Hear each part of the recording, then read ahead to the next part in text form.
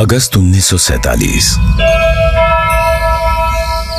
Madras presidency, Tamil Nadu. विशिष्ट लोगों का एक समूह अपने जीवन काल की एक ऐतिहासिक यात्रा की तैयारी कर रहा था। उन्हें एक महत्वपूर्ण कार्य संपन्न करने के लिए आमंत्रित किया गया था। एक शासक से दूसरे शासक को सत्ता हस्तांतरण की प्रक्रिया को विधि विधान के साथ पूर्ण करने का कार्य सौंपा गया था। किस दिशा में कूच कर रहे थे ये लोग?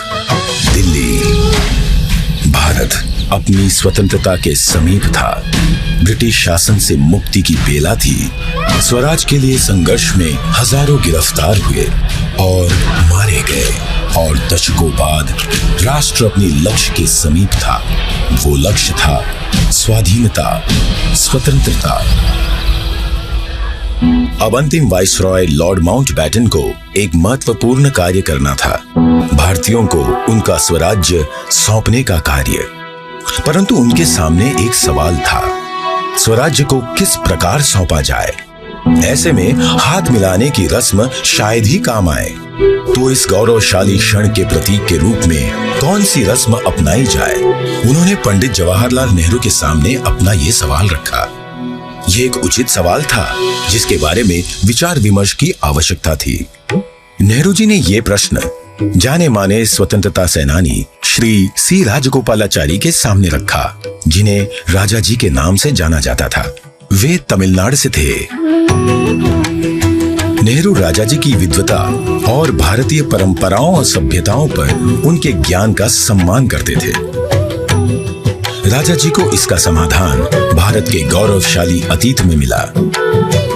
तमिलनाडु के चोला साम्राज्य में, जो भारत के प्राचीनतम और दीर्घकाल तक चलने वाले साम्राज्यों में से एक था, एक चोया सम्राट से दूसरे सम्राट को सत्ता का हस्तांतरण नीति परायणता के प्रतीक अर्थात सेंगोल सौंप कर किया जाता था। भगवान शिव के आशीर्वाद का आवाहन करते हुए उस समय के महंत द्वारा सेंगोल को आशीष प्राप्त होता था।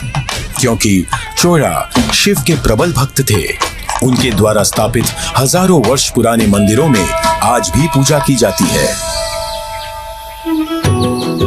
राजा जी ने इसी परंपरा और समारोह के आयोजन की सलाह दी, जिसे नेहरू जी ने स्वीकार किया।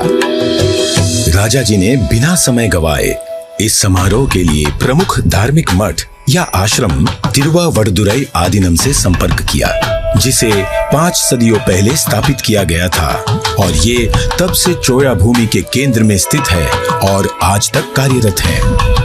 तत्कालीन मठ प्रमुख 20वें गुरु महासन्निधानम श्रील श्री अंबलवाना देशिका स्वामी ने अपनी अस्वस्थता के बाद भी इस कार्य को स्वीकार किया।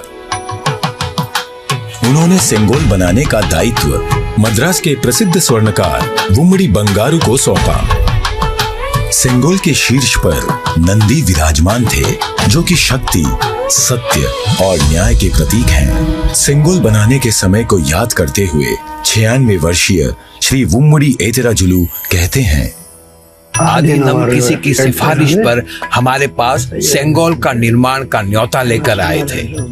उन्होंने हमें इसके चित्र दिखाए। यह एक गोल लंबाकार वस्तु थी, जिसे बिल्कुल वैसे ही बनाना था। यह एक महत्वपूर्ण स्थान पर जा रहा था, इसलिए उच्च गुणवत्ता आवश्यक थी। हमें इसके निर्माण का आदेश मिला। यह चांदी से बना था, जिस पर सोने की परत थी। आधीनम के सानिध्य में इस निर्माण से जुड़कर मैं बहुत ही प्रसन्न था।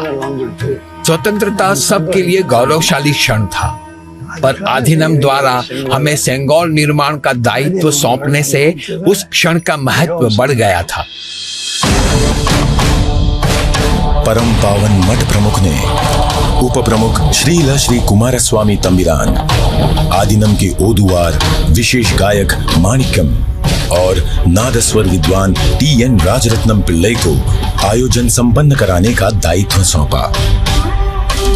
ये दल एक विशेष विमान से दिल्ली पहुंचा।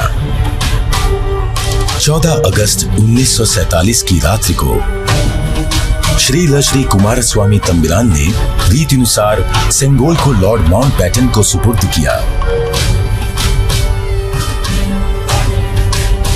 और लॉर्ड माउंटबैटन से उसे पुनः स्वीकार किया। तत्पश्चात सेंगोल पर पवित्र जल छिड़का गया। शोभा यात्रा के रूप में इसे पंडित जवाहरलाल नेहरू के पास ले जाया गया। इस अवसर पर ओदुवार ने तमिल संत तिरुज्ञान संबंदर द्वारा रचित कोलर पदिगम से श्लोकों का पठन किया। महंत ने नेहरू जी को पीतांबर पहनाते हुए उन्हें रीतिनुसार सेंगोल सौंपा।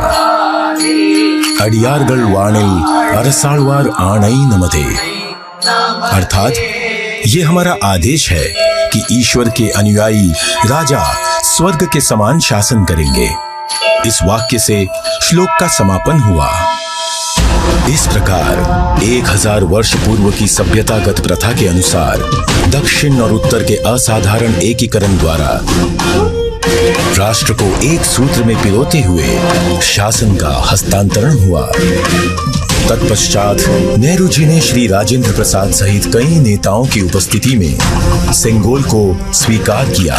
आगे चलकर श्री राजेंद्र प्रसाद भारत के प्रथम राष्ट्रपति बने। इस ऐतिहासिक घटना का उल्लेख व प्रकाशन राष्ट्रीय और अंतर्राष्ट्रीय मीडिया में किया गया। 25 अगस्त 1947 की टाइम पत्रिका ने भी इसे प्रकाशित किया। हस्तांतरण की प्रक्रिया के पश्चात पंडित जवाहरलाल नेहरू ने 14 अगस्त 1947 की मध्य रात्रि को अपना विश्व विख्यात भाषण राष्ट्र के नाम संबोधित किया।